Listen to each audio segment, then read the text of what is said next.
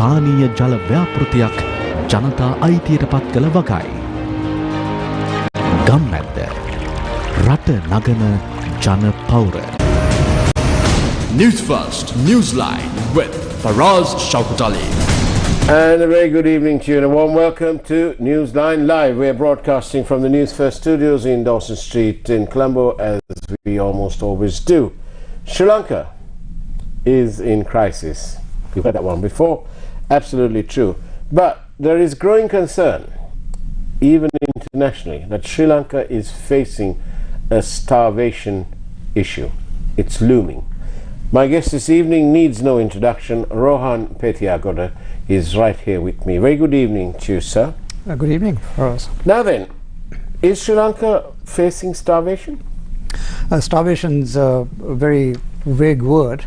I'd like to say that we are facing an imminent undernutrition catastrophe. Okay. That needs to be addressed. The thing is, our starting point to this has not been altogether good either. We've come into this crisis already with children and young mothers, for example, who are undernourished, and things are only getting worse. So how far or how long before this nutrition crisis really rears its head? It's here. It's here. It's here already, because we came into this already in a state of like undernourishment for a lot of our population. We've had about 15% of Sri Lankan under 5-year-old children already undernourished coming into this, with wasting and stunting and anemia and so on. And about a third of mothers of these children also undernourished, which causes problems for their nourishment.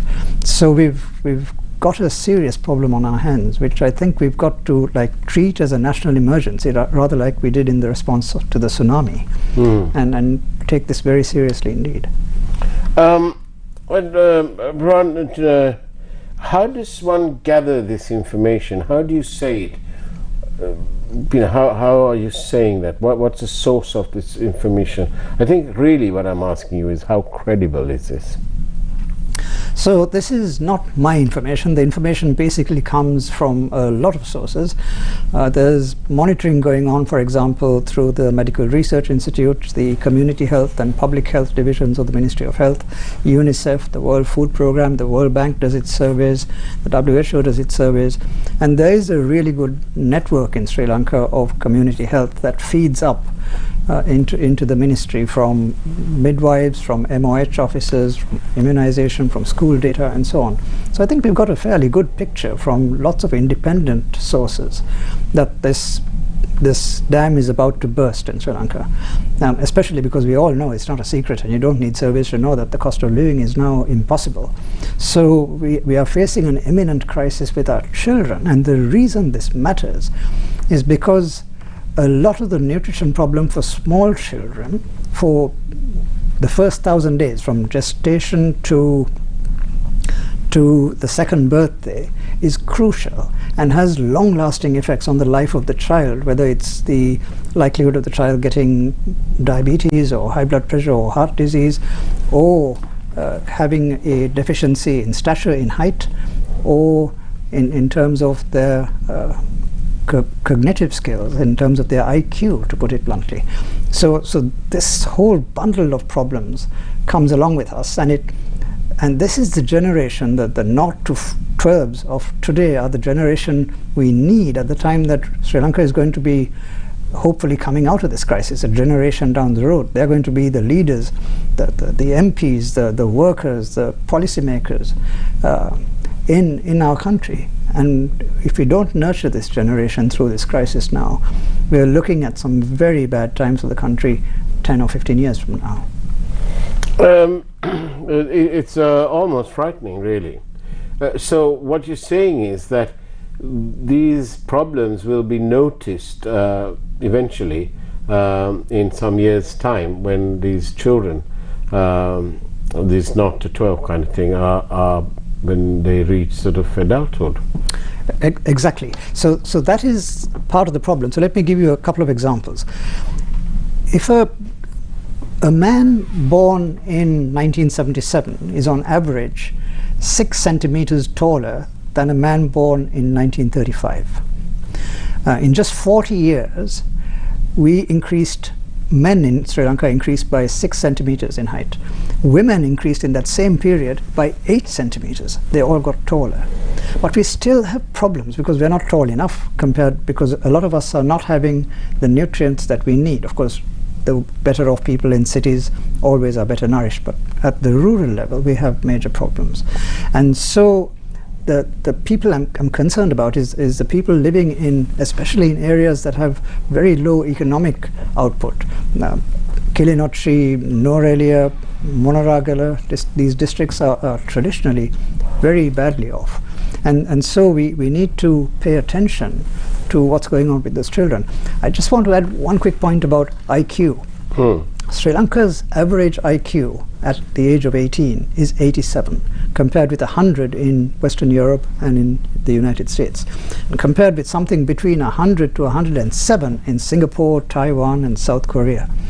We have a serious IQ deficit in the country, and this affects us because the children that go into the so-called STEM education, science, technology, engineering and medicine, are essentially from an IQ of about 120 upwards. So we're not producing very much of them, and we shouldn't become a nation of physical and intellectual midgets as a result of poor nutrition. So this is a serious problem, and that's why I'm trying to draw attention to saying that it should be solved. And what's the solution, Ron? So the solution is getting affordable nutrition out to people, and this is something that we need to pay close attention to. It's not as bad as it seems. To get affordable nutrition is in terms of like getting children a balanced diet, getting fruit and vegetable into their diet, making sure that they have eggs, milk or fish in their diet regularly, and so on. Now all these things are expensive. Proteins are expensive. Yes, they are. But the thing is, we have cheaper alternatives that we need to educate people to accept. The most nutritious sea fish is one that people don't even want to eat. It's a very low value fish. Which is? The singular name is Carella, and Carellas are fish about that size. They're common as dirt in markets. They sell for maybe 500 or 600 rupees a kilo. But they're the most nutritious? The most nutritious. And well, so that's what my housekeeper will be told to buy. That's tomorrow. what she should be buying, but you don't need the nutrition because you're an adult. Oh, really? We need this given. So I don't need the eggs either? No, you don't. Certainly it's don't 50 need rupees. No, you don't need those. But children do, and that's the priority that we have to set for ourselves. In terms of freshwater fishes, we have another huge opportunity because Sri Lanka's got close to 10,000 inland tanks. We have 260,000 hectares of inland freshwaters, and we farm fish on only 8% of that resource. We need to expand this maybe by 5 or 6 times. So from the 8%, we are harvesting about 70,000 kilos, 70,000 metric tons of freshwater fish annually. We can boost that up to 300,000 without too much effort. Because I think we can export some. We don't need to export them. We need them here. We need them for our. What about dollars? Yeah, but we're substituting dollars. And the brains of our children and the stature of our children is far more important than dollars. So I don't think we need to look at that aspect of it, but we're substituting for imports in doing that. And also expand our marine fisheries, because this is a limitless resource. Sri Lanka's got a marine economic zone that's several times the size of the country. But what about milk powder and so on? We haven't got them here. Yes. Now. Yes, we don't, and this is largely our own fault because we've discouraged a dairy industry in Sri Lanka. I know this is a grisly subject to go into, but it's difficult to keep cattle in an environment when you're prohibiting beef, because a cow stops producing at the age of about 18 or 20 years. It's still got 10 years of life left after that, and if you can't use that cow for meat, then it's very expensive to maintain the animal, and also it's not humane to maintain the animal if you don't give it veterinary care and so on, and people don't want to invest the money in an animal that's not because it's not yielding the profit. It doesn't have a return. And also, what do you do with all the male cattle? Because on average you'd have 50% males, but even if you do this selective gender selection that we can do now in veterinary science, you still get about 10% of males. So what do you suppose was the thinking of the government when they banned beef? I think that the thinking was religion, because we have to accept that Sri Lanka is a Buddhist culture which abhors all kinds of killing. But then if we can't have nourishment for our population if we don't have at least fish. And so this is all asai baya again? This is this is a superstition, really, because I personally, as a biologist, I can't see a difference, a cognitive difference between a cow and a fish, to be honest. You get some very clever fish. And so I don't see the distinction in terms of life or suffering or any... Yeah, but how can we have a robust tourism economy when they can't have they, as in the tourists, can't have their steaks and so on and so forth? You know, they're coming here to have memorable memories, true, but aren't some of these policies really not thought out properly?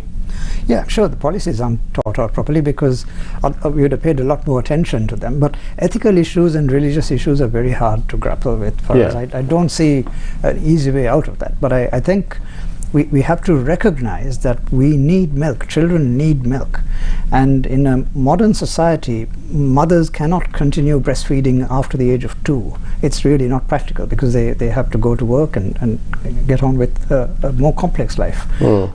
So women are no longer just breeding machines like they used to be a century ago. They have their own lives to lead, and so I think milk food, fresh milk, is hugely important. I'm not sad that milk powder has disappeared, because there were a lot of problems with milk powder. But getting fresh milk out from cows into the mouths of children is hugely important, and we are not doing that now because we don't have enough cattle. And several questions about, but all this is well and good, but what is the solution? How are we going to get the dollars to bring all these in and take care of our future, our children? So Sri Lanka's had a chronic nutrition problem for a long time. We did an assessment in 1970 which found that 50% of the children, the under 5s in Sri Lanka, in the country at that time, were anemic. Now the percentage is about 15%. So we've come out of that. In 1975 we did a national nutrition survey which found also that about 60% of estate workers, families for example, were undernourished. In the case of rural people in villages, about 30% were undernourished. But they also did a sample from private schools in Colombo, and there it was about 3%. So this disparity was enormous. But a great thing happened in 1973, which was the establishment of the Triposha program.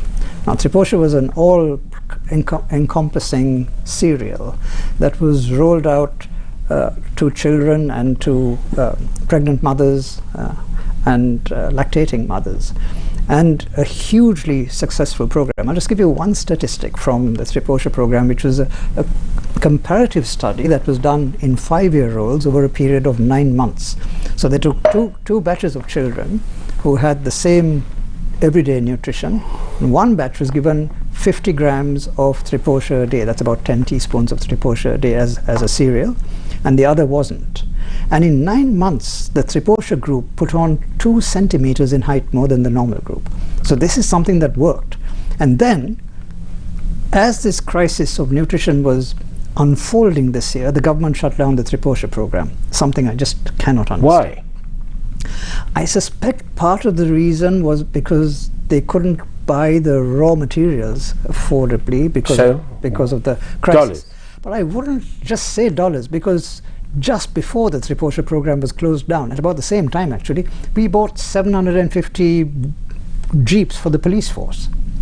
So which is more important, jeeps for the police or nutrition Must have for been on children? a line of credit from India. Whatever it's on, for us it's morally wrong, because the priority of every politician should be the children.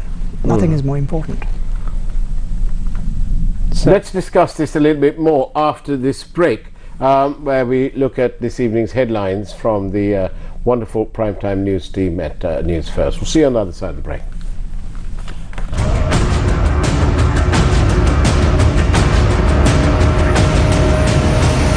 News First, Newsline with Faraz Shaukat Ali. Prime Minister performs yoga. In 1, 2, inhale slowly. Opposition boycotts Parliament.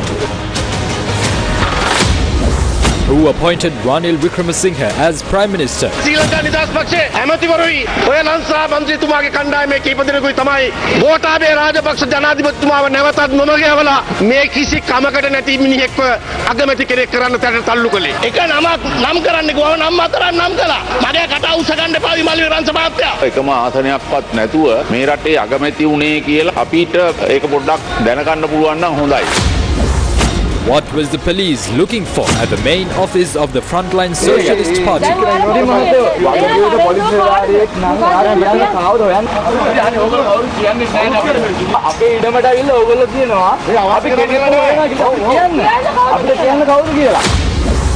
What is the court verdict on the 21st Amendment? Professor Ratnajeevan Hul's letter to courts regarding President's dual citizenship. Ambasana shot dead. Scuffles at fuel queues.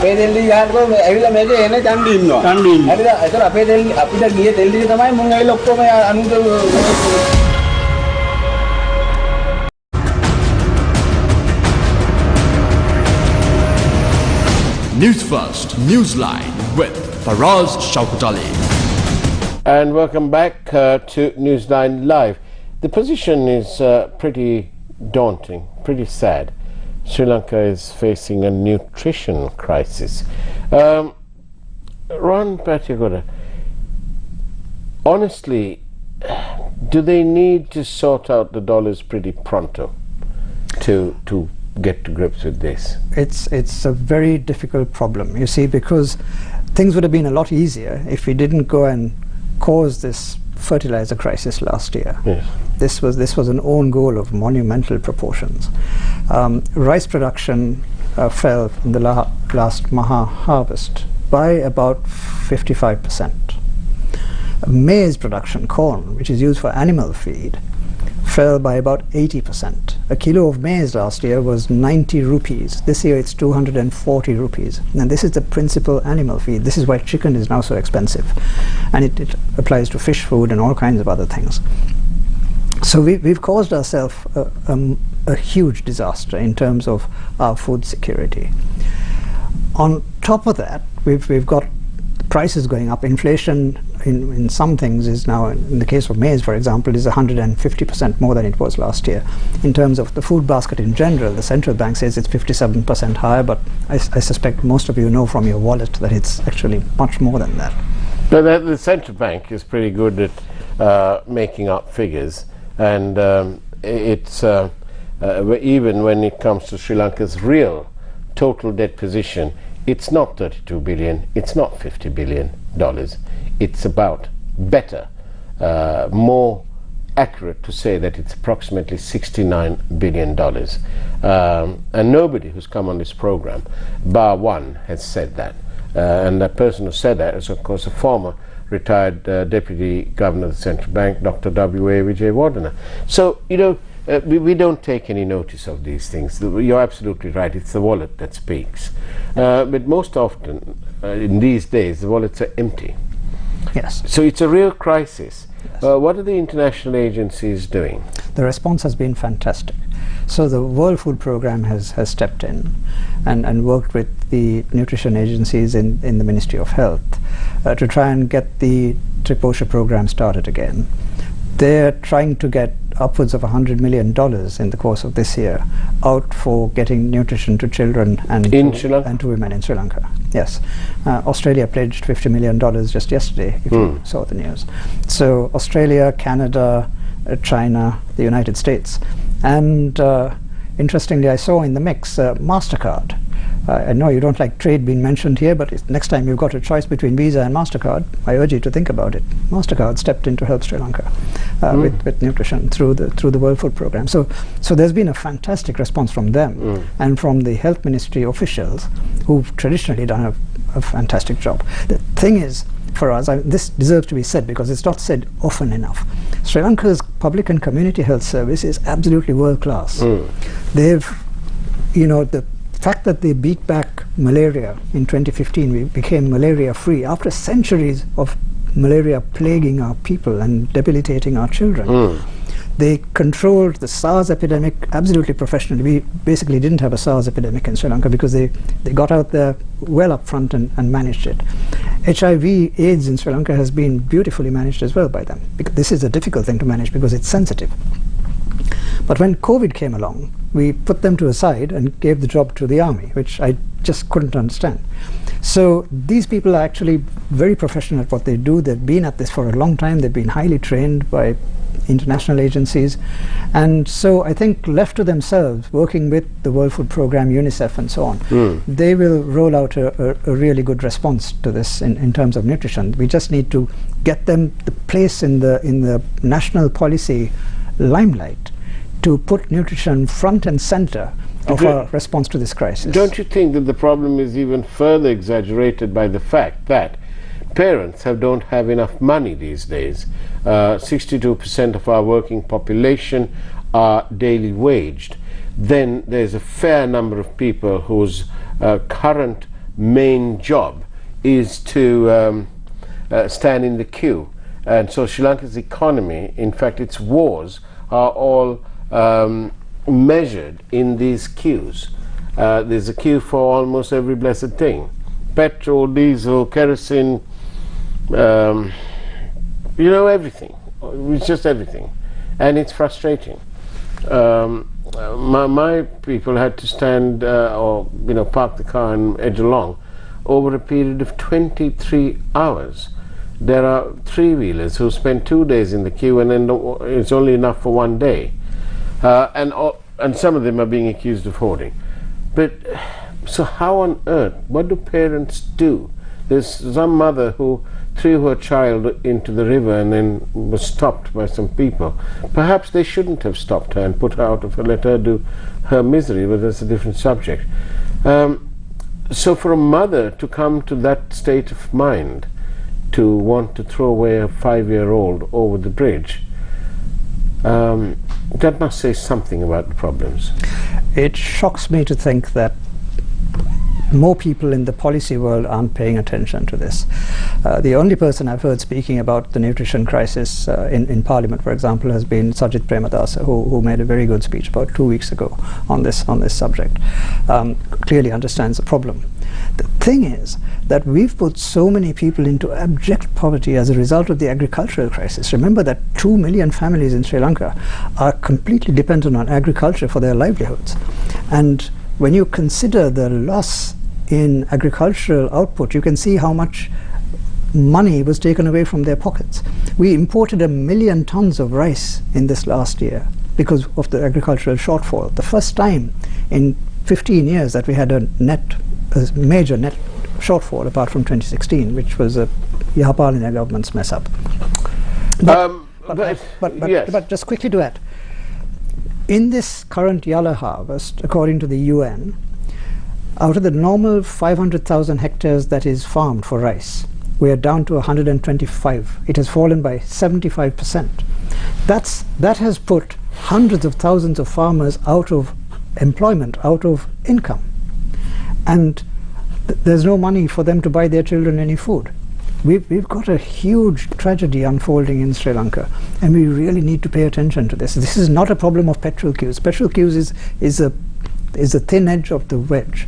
We've got a massive problem in rural Sri Lanka that we are just completely ignoring, except for a very few people in politics. And ladies and gentlemen, that is why we need you, me, Rohan, Lakruan, everybody in the control room, everywhere. We need to be fully aware before we cast our vote. There's no good thinking that we'll just do it here or we won't vote. You must vote, but you must vote with care, because as you've just heard my guest this evening, Rohan Pethiyagoda, telling you the situation is dire. The situation is here now. Our children are suffering, and they are our future. So you must spread the message. I understand that the English-speaking audience for this program is limited, but you can spread that message, spread it around everywhere.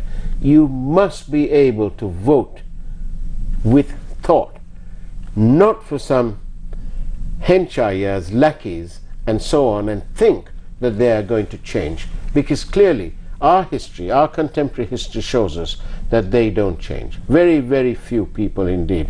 In Parliament there may be 30 people who represent truly the people's interest and the people's priorities, and after all the people are sovereign. Brown Pethiyagoda, honestly, so what should this government be doing? Get the Triposha program started off immediately. If there's a shortage of money, this is a fantastic CSR opportunity for big business to pay for. There can't be a better investment in the future than securing the well-being of the 3 million children under 12 in Sri Lanka at this moment. And this is a huge challenge, but you can work through schools to get the school meals program restarted, because that's gone into disuse as well because of a lack of money. And this used to cost, I mean, Triposha used to cost 5 billion rupees a year. It's petty cash. I mean, the jeeps we bought in January cost more than 10 billion, sorry. So 2 years worth of Triposha in 750 jeeps. Which, like, it was almost criminal when they opened those LCs and then claimed that it was too late because they'd already opened the LCs. It's absolutely criminal. But that was for luxury cars. Yeah. And that was before the Triposha was cancelled. So it just makes it even more ironic. I just don't understand where the priorities come from. Well, it's obviously, do you think that the politicians are, from your observances, you know, that these politicians and people in authority are underinformed? Yes. I think we've got a huge intellectual challenge in politicians, because the level of education in politicians is quite low to start with. There's very few politicians whom you hear making an analytical presentation. I mean, apart from Partali Champika, I can't think of anyone who really comes up with analysis and solutions from the opposition. So it's him and Sajid who are talking about policy all the time. It's from the government you don't hear anything at all. What happened to the fertilizer ship which we paid $6.9 million for? I have no idea. But that was as good as sewage. There was no point in that fertilizer, so it's better that it didn't come here, because otherwise we probably would have had a disposal problem. This is a silly So thing. throwing good money after bad? Yeah. It's better to throw it rather than criminal. have Once again, ladies and gentlemen, absolutely criminal. Please remember these virtual criminal acts. Remember that when you cast a vote, even if they're not being taken to task and taken before court and dealt with there, you can deal with them, because you need to be voting them out forever. Is that what we're left with at the end of the day? I don't like to see a political angle on this for us, to be honest, because well, it has to be, because it's this blessed, whichever government is, our children, you've just told us, I'm absolutely shocked. You know, I'm absolutely shocked. And these people are what we here at Sirasadu, you know, our network, the Maharaja Media Stables, we represent the people. We are people first, and we are people centric. So, you know, I make no apologies for this being, it's not a political statement, but I'm telling the people time and time again, as we do throughout our network, that they must vote and spread that message. They must vote with some thought, because our children, we owe them, you know, where is our moral compass? So that's why I'm saying this. I agree with you, but my point that it is not political means that this is not a matter on which politicians divide themselves. This is a nutrition for children is something on which everyone would agree. This is not divisive. And so it's an ideal opportunity for politicians from both sides of the aisle to come together to deliver a national policy that successfully delivers a well-nourished generation 20 years from now. And that's all I ask. Hopefully the advice won't be anywhere like the advice given in terms of the misadventure the solo misadventure. We've had several solo misadventures, ladies and gentlemen. We had a solo misadventure with the central bank in the previous year Parliamentary government, and now we've had a solo misadventure in terms of fertilizer. The quest to become the world's only all-organic farming nation has cost us no end of trouble, and I don't think that anyone should be forgiving anybody for that, especially when it is our children whose futures are at stake. Ron Pethiyagoda, thank you very much for being on Newsline You're welcome. Live. Have you enjoyed your time? Yes, very much. Thank you. Yes, Thank you. Yes, that's a good question. Thank you. And that's the way it was, ladies and gentlemen. It's now time for the Primetime News. Take care and God bless you all.